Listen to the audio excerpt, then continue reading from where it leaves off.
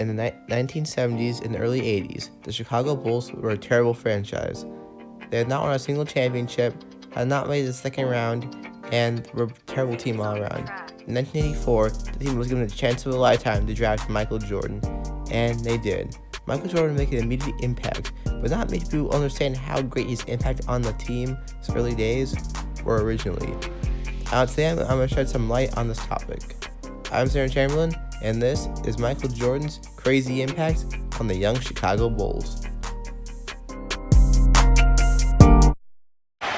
Dennis Watley at one guard, and now the noise factor begins to really increase. Here is the man. They call him Mr. Jordan in Chicago. The standing ovation for Michael Jordan from North Carolina, the number 3 pick in the NBA draft. You know, a lot of pressure has been brought to bear on this young man's shoulder. He is in a very awkward position. As we said, we know he must be excited, but the position that they're putting this kid in here, building up everything on this team around him is going to be something that only a Michael Jordan probably can. Right from the tip-off of the very first game, Michael Jordan would make a huge impact on the Chicago Bulls. In his first season, he averaged 28 points per game, made the All-Rookie First Team, and would take home the Rookie of the Year award. Michael Jordan would also finish the season with 14 win shares, which is basically how much a player contributes to each win throughout the season. So, if Michael Jordan didn't play for the Bulls, it would be safe to say that the Bulls will lose 14 extra games without him. Michael Jordan carried the Bulls to the first round of the playoffs, where they would lose to the Milwaukee Bucks, the number 1 defensive ranked team in the league that year. They lost series 3-1, as the playoffs were best of 5 back then for the first round. In his second season, Michael Jordan was leading the latest team back to the playoffs. But however, in the third game of the season, Jordan would break his foot. He returned for the last 15 games of the regular season, just in time to lead the Bulls to the playoffs, and faced the number 1 seeded Boston Celtics, who had 3 All-Stars in Larry Bird, Kevin McHale, and Robert Parrish. After one season, Michael Jordan skyrocketed amongst the elite of the NBA. But in his third game this season, Air Jordan suffered the first injury of his career. A broken foot sidelined him for 64 games. Yet despite doctors' warnings and management's objections, Michael returned to the Bulls in time for their playoff drive. The series against the Celtics would be Michael Jordan's toughest challenge in his career. The Celtics would win Game 1 very easily, but Game 2 is much closer. And in Game 2, Michael Jordan historically dropped 63 points. This today remains the most points ever scored in a playoff game in NBA history. Players can get an offensive rebound or make a direct pass to one of those free players. Jordan trying to fake Bird, can't do it. Hits the jumper, but Bird played pretty well defensively against Jordan there. Larry Bird, by the way, is 0 for 3 shooting and has not scored yet.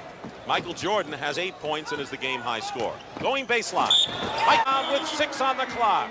Michael Jordan working against Dennis Johnson. Clock running down. 3 seconds. 3-point shot. No good. And a foul. Late sweep. A foul against Kevin McHale has been called by Middleton. He can tie it up here and send the game in overtime. No time remaining.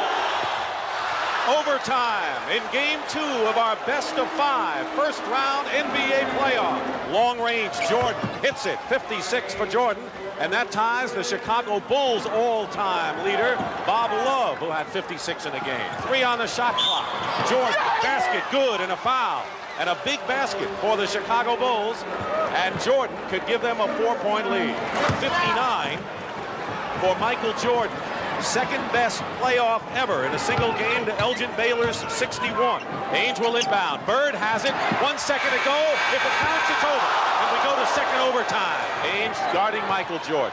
Jordan goes up with a shot and hits it. And has 61 points to tie Elgin Baylor's all-time single-game playoff record that he established against these Celtics 24 years ago. Jordan ties the game. Oh, boy. 63 points, and you're looking at an all-time record.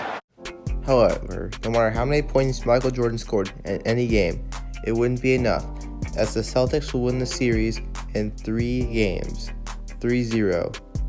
The Bulls will be sent home once again. In the 1987 NBA season, Michael Jordan had arguably the best scoring year of his career, averaging 37 points per game. However, the Bulls would just finish dead last in the playoff race. and would lose to the Boston Celtics once again, 3-0. No matter how many points Jordan scored, it wouldn't be enough, as his teams were never good. This is about to change, as the Bulls would soon draft Scottie Pippen and would start to build a better team. Next for Jordan would come the 1987-88 NBA season. In this season, Michael Jordan would average 33 points per game and win the Defensive Player of the Year award. He would lead the Bulls to the second round against the Cleveland Cavaliers for the first time in his career. In the second round, he faced off against the Detroit Pistons, and they lose in 5 games. From here on, Michael Jordan would make the Eastern Conference Finals and win 6 championships for most of his career as his team developed, and Michael Jordan would become unselfish. But I hope you guys enjoyed this look on what the impact Michael Jordan had on the young Chicago Bulls. If it wasn't for Michael Jordan, these Bulls teams would probably be the worst teams in the league. I hope you guys enjoyed this video, and I'll see you guys in the next one.